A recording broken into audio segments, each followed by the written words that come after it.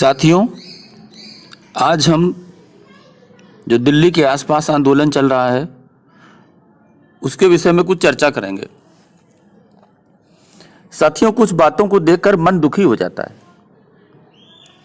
हमारे भी परिवार में, मैं यूपी में रहता हूं, लघु और छोटे किसान हैं जो केवल खेती पर आश्रित है। खेती के अलावा उन्हें कुछ इस तरह का इधर उधर काम भी करना पड़ता है। बिहार के किसानों को देखता हूं, झारखंड के किसानों को देखता हूं, छोटी छोटी जोत है, उससे उनका गुजारा नहीं हो पाता।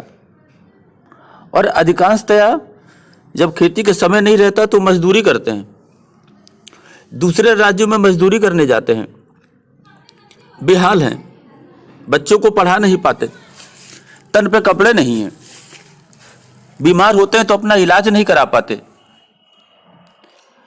उनका जीवन देख करके दुख होता है। फिर भी सरकारें कुछ सहायता करती हैं,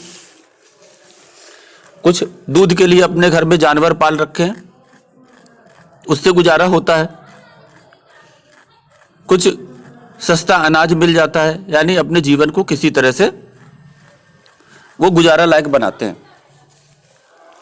साथियों, हम जब दिल्ली में देखते हैं ऐशो आराम की जिंदगी और उन्हें किसान कहा जाता है, क्या सुविधा नहीं उनके पास?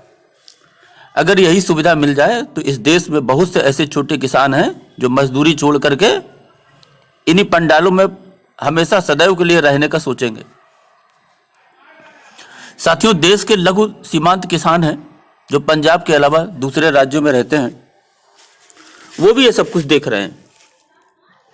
साथियों, पंजाब में जो 5 नदियां हैं उनका पानी, और जब देश आजाद हुआ तो ये जो सबसे बड़ा भाखड़ा नांगल डैम जो बना, इसके कारण पंजाब विकास के पहले पायदान पर रहा।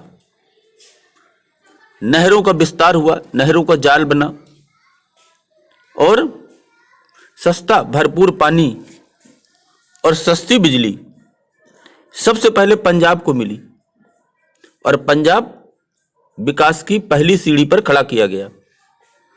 इस पंजाब विकास परियोजनाओं में भारत सरकार के माध्यम से पूरे देश का पैसा लगा, जिसका लाभ किसको मिला?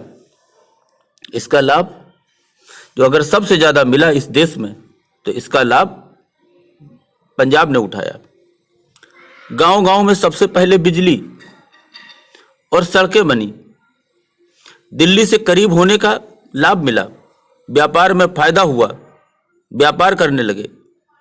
देश में सबसे पहले ये सब कुछ पंजाब को मिला और इस विकास की खुशहाली से शिक्षा का प्रसार हुआ।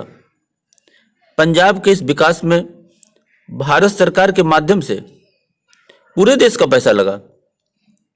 आज ये पंजाब का किसान खेती के अलावा नौकरी और व्यापार में भी अपना दबदबा इसलिए रखता है क्योंकि इसे विकास के पहले पायदान पर रखा गया। 4 देश के जो बड़े राज्य हैं, जिनमें यूपी, एमपी, बिहार, अब बिहार का एक हिस्सा झारखंड भी जो हो गया, ये जो कृषि प्रधान देश राज्य रहे और इस दौर में इनको कहीं पीछे रखा गया और पिछड़ गए। आज बराबरी का दौर है। इस दौर में भारत के सभी राज्यों के लघु एवं सीमांत किसानों को, जो विकास के पीछे रह गए तथा जो पूरी तरह आज भी कृषि पर निर्भर है, ये हम सब जानते हैं। तो ये जो राज्य आज विकास में पीछे हैं, इन्हें आगे रखना होगा। इन पंजाब के लोगों की दादागिरी अकेले खाने की नीति पर अब नहीं चलने वाली। इसलिए सबको मिलकर बातचीत से भारत के सभी राज्यों के लघु एवं सीमांत किसानों को, जो विकास में पीछे रखे गए, उनके हितों को भी आज देखना होगा। देश को जोड़ने की नीति पर आज चलने का समय है, जिसमें खेती पर पूरी तरह निर्भर लघु किसानों को उच्च प्राथमिकता देनी ही होगी। यह वर्ग जो पंजाब का है, ये इतना स्वार्थी बन गया कि इसने भाई हरियाणा के प्यासे सूखे खेतों के लिए यमुना सतलज लिंक नहर बनाकर सर्वोच्च न्यायालय के फैसले के बाद भी उनके हिस्से के पानी को तक देने को जब तैयार नहीं हुआ,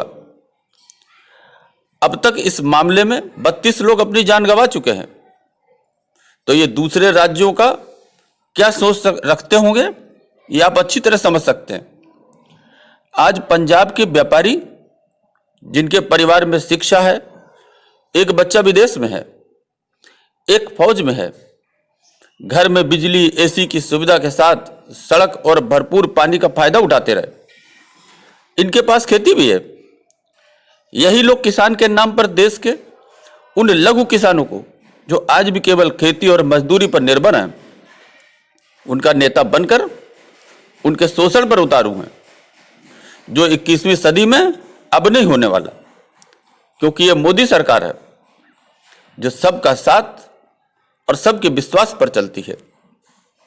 इसलिए अब इन्हें सोच लेना चाहिए कि इस देश में केवल पंजाब का किसान नहीं है जिसे सबसे पहले स्वतंत्रता के बाद भरपूर पूरे देश के टैक्स के पैसे से सहयोग किया गया।